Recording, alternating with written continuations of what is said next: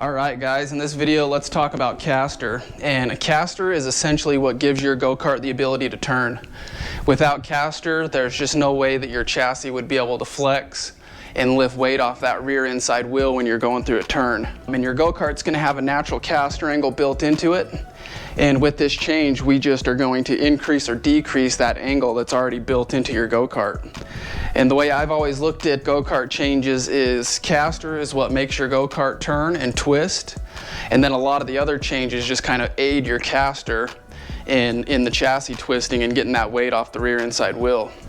So with our chassis, what we have is we have these two eccentric bolts, and one sits on top of our stub and one sits on bottom of the stub. And whether we turn these bolts 180 degrees, either the top bolt or the bottom bolt, that's how we increase or decrease our caster. So let's go over to the go-kart and I'll show you actually how I make this change. Okay guys, so what we're looking at here is we're looking at our kingpin bolt installed in our stub without our stub axle. I've got it without the stub axle just so you can get a visual of what this bolt's doing as we make this change. What you'll notice is that this top of the bolt is further back than the bottom of the bolt.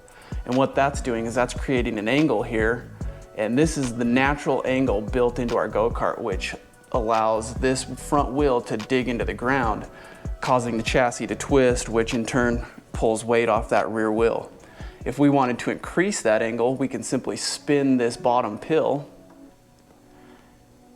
and what you'll notice is that angle has increased. So now when we go to turn, this whole assembly is going to dig deeper into the ground, causing more twist, which will lift more weight off the rear wheel. On the opposite side, if we move this back to our neutral position and we spin our top bolt,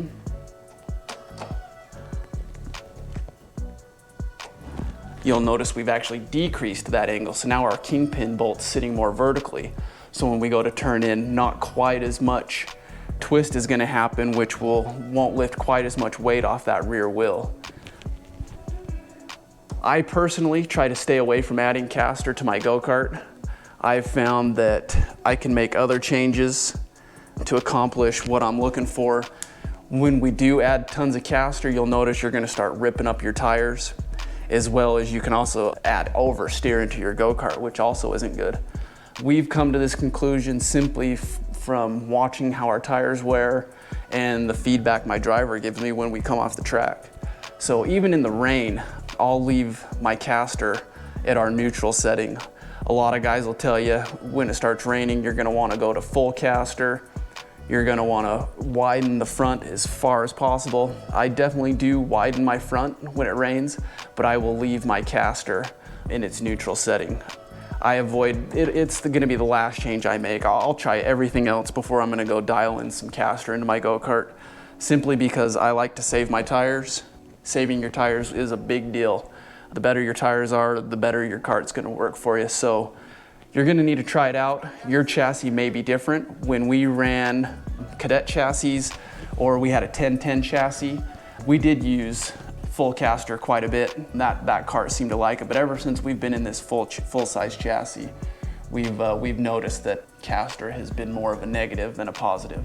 So it's just something you're gonna need to test to get the results for yourself, but definitely try it out and see how it affects your go-kart.